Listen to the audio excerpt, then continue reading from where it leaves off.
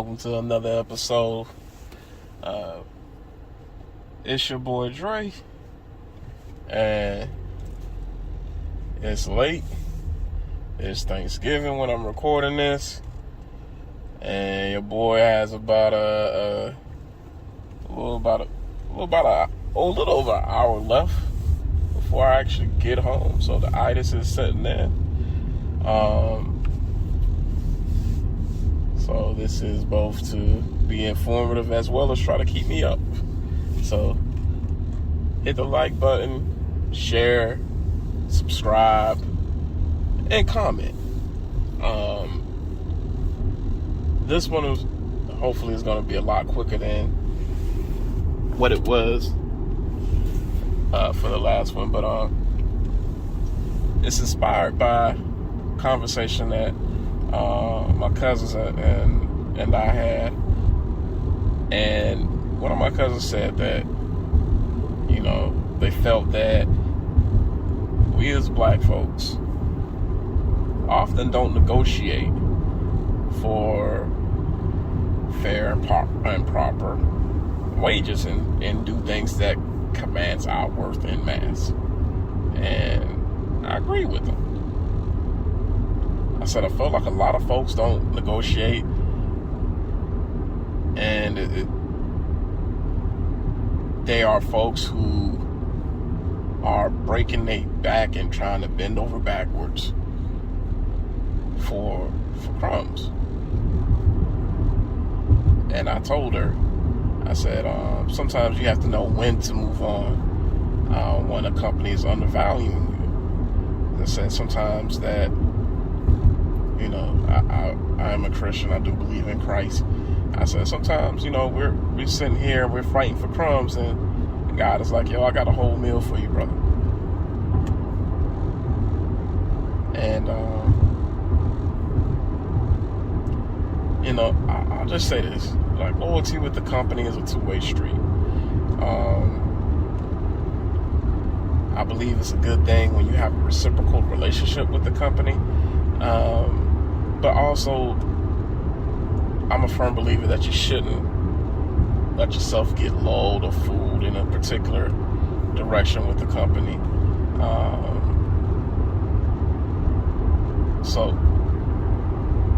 when it comes down to negotiating, I'm just going to say this, that there's a few things that everybody should always keep in mind, and always know.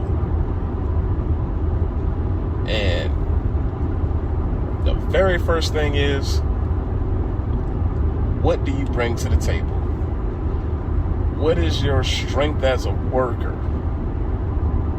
that you're able to offer and command a unique value for? For some people, and essentially these are the things that make you stand out. For some people, it might be education, years of experience, the skill set itself,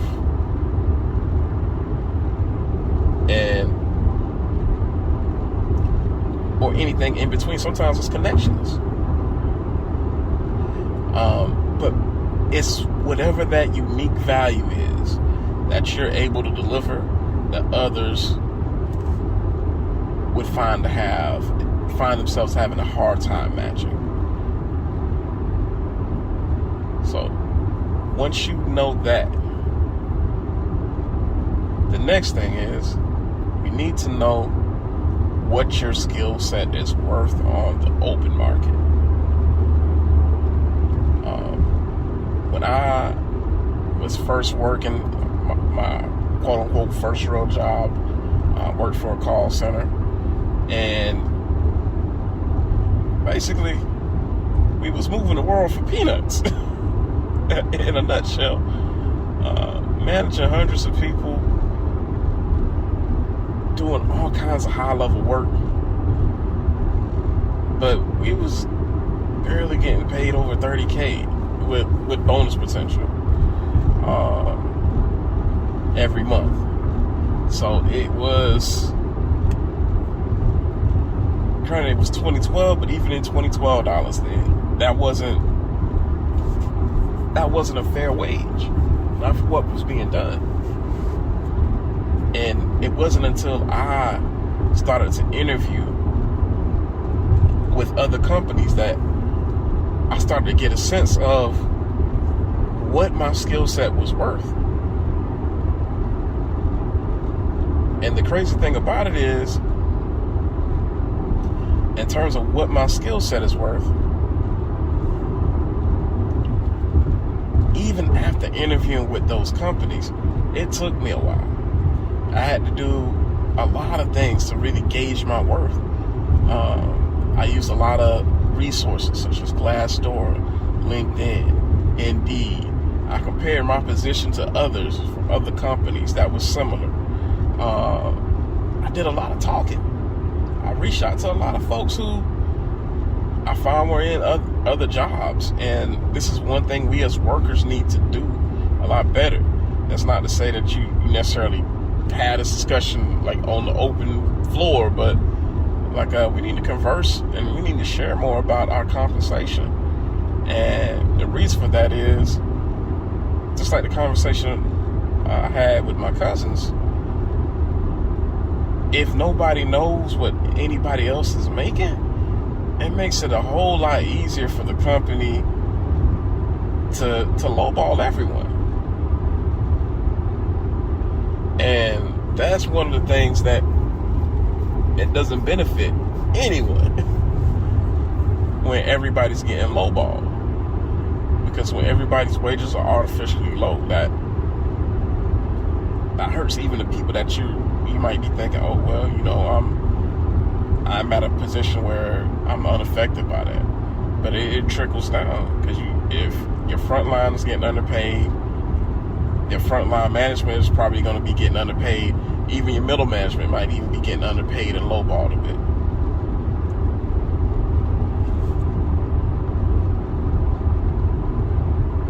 And that's something that puts upward pressure on wages.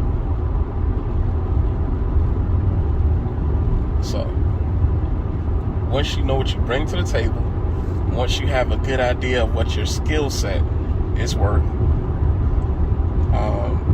then comes the part of actually engaging. It's finding what they want or what they need, quote unquote, and in order to justify if you find yourself underpaid and you're seeking a raise, or if you're coming into a company, which would be the much more ideal situation. If you're coming into a company, it's as simple as making a reasonable counter offer. And the thing of it is, I know a lot of folks are scared to negotiate because they feel like, oh, they're just gonna go with the next person. They got other qualified candidates, and if they, if I say anything crazy, they ain't gonna take me. So I gotta take whatever they throw out. And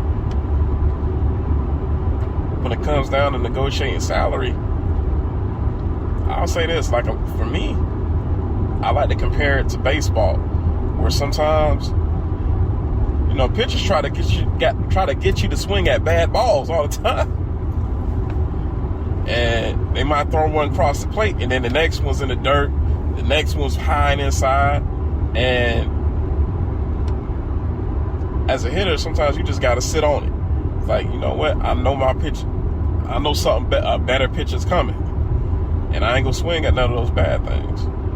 And when it comes to negotiating, it's kind of similar, where it's like, yeah, they gonna throw something out there, and a lot of times that first offer, that's not to say that it may be unreasonable or anything like that, but a lot of times that first offer is gonna be one that is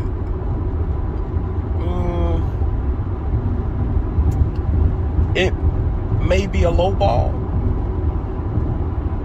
it may not be, but it's that initial offer. And if a company can do better and you accept it, you'll never know if you never negotiate. And the reason I kind of hesitated a little bit there is because I know some companies that, you know, their hiring practices are great. They're phenomenal. When they make offers, they have particular criteria where they're able to justify the amount that they're offering to a particular individual. But a good rule of thumb, at least that I've come across and I've been able to employ, has been, if you feel the offer is reasonable, i.e. is within the salary band for the position. Find the salary band is a whole other thing sometimes. It's like top secret info for a company. But if you're within the salary band, like, yo, make a counter offer and ask for roughly about 5% more. So if you're making $100K, that'd be, hey, hook me up with 105. If you feel you're outside that band, some folks say go up to 10. I've never been outside the band, and I've also never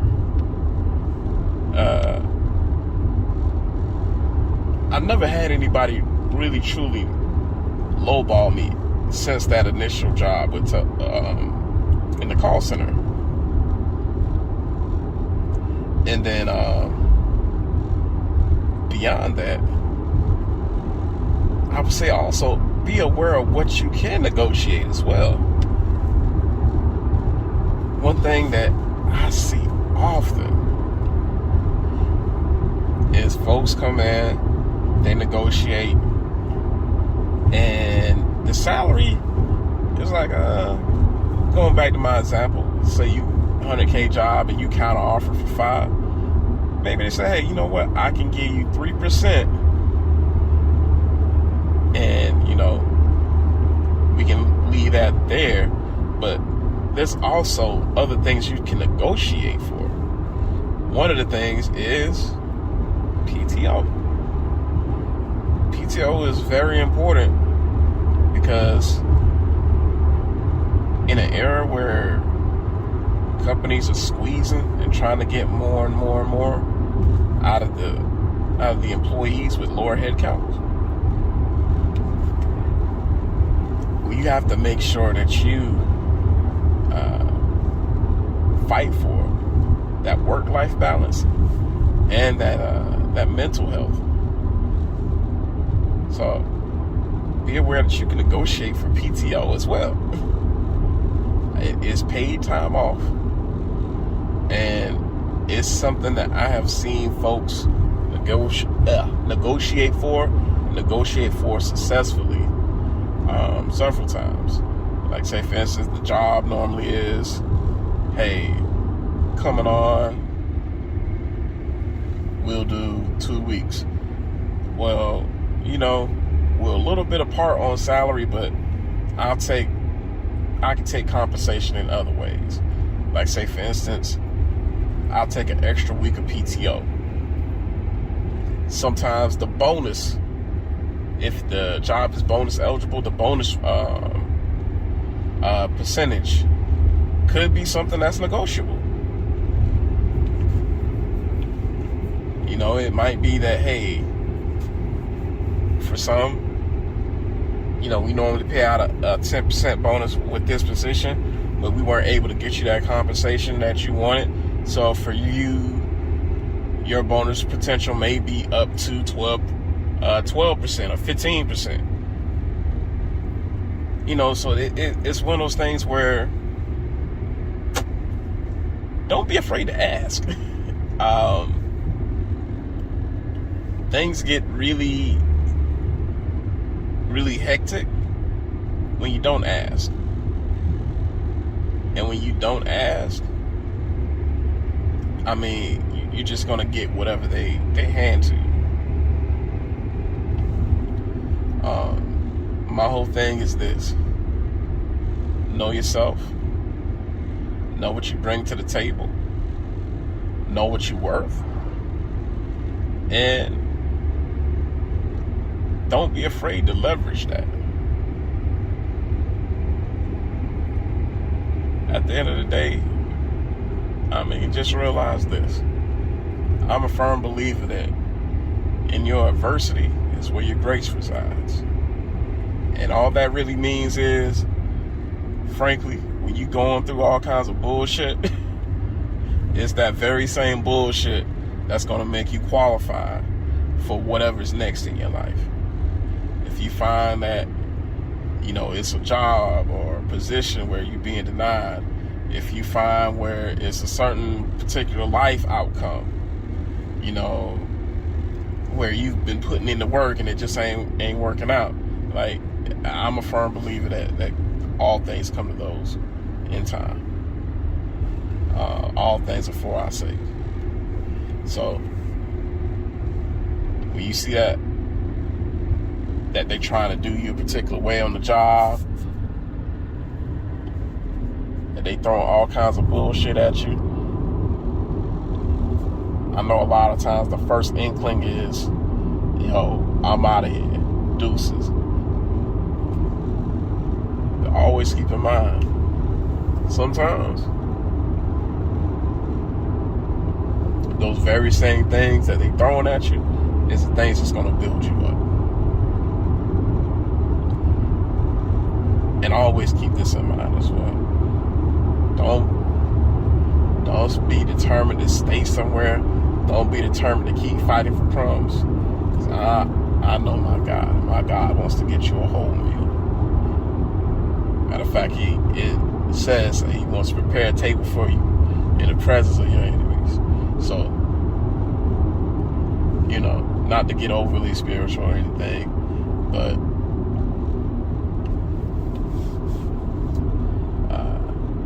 you know, keep those things in mind.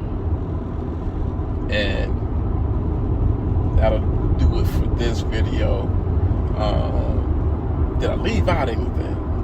Anything else that I maybe didn't touch on? Please like, comment, share, subscribe, and peace.